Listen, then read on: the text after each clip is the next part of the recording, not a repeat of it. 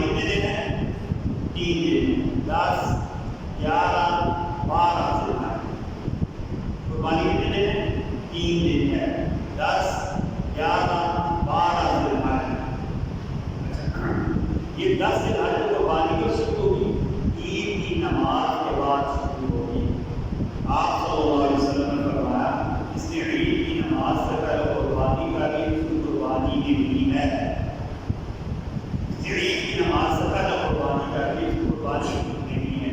اس لیے یاد رکھیں قربانی کتنے دن ہے؟ 3 دن ہے۔ وہ دن کون کون سے؟ 10 ذی الحج، 11 ذی الحج، 12 ذی الحج۔ اب یہ 10 ذی الحج کب شروع ہوگا؟ نماز کے بعد شروع ہوگا۔ یاد ایک اور بات یاد رکھیں، ایک شہر میں بہت ساری نمازیں ہوتی ہیں، بہت ساری نمازیں، اور کسی مسجد میں جا کر نماز پڑھیں، کسی مسجد میں 6 بجے ہو رہی ہے، کسی میں 7:30 بجے ہو رہی ہے، کسی میں 8 بجے، تو کسی مسجد میں جا کر نماز پڑھنے اس پر قربانی کر سکتا ہے، لیکن قربانی کب کرنی؟ نماز پڑھ۔ اب کیا ہوتا ہے؟ بھی سب قربانی 3 دن کرنی ہے، 10 11 12 ذی الحج کو قربانی کا وقت شروع ہو کر 10 ذی الحج عید کی نماز کے بعد سے لے کر 12 ذی الحج مغرب کی نماز عصر تک نہیں ہوتا ہے، مغرب کی نماز تک، 12 ذی الحج مغرب کی نماز سے پہلے تک قربانی کرنی ہے۔ اگر کسی کا وقت بہت کم تھا، مثلا آج کل 6 بج کر 7 بج کر 11 منٹ پر غروب ہو رہا ہے، کسی نے 7 بجے کا وقت ذبح کر دیا، اس کی قربانی بھی کیا صحیح ہوگی؟ جیسے کھان وغیرہ بعد میں ڈال دے۔ یہ بات سمجھ گئے نا؟ قربانی کتنے دن ہے؟ 3 دن قربانی ہے، 10 11 12 ذی الحج۔ 10 ذی الحج کو عید کی نماز کے بعد قربانی شروع ہوگی اور 12 ذی الحج عصر کی مغرب کی نماز تک قربانی کا وقت ہوگا۔ اچھا، ان میں پہلے دن قربانی کرنا زیادہ ثواب ہے، پہلے دن قربانی کرنا کیا ہے؟ زیادہ ثواب ہے۔ اچھا، ہر کام کی شرط دلیل ہوتی ہے،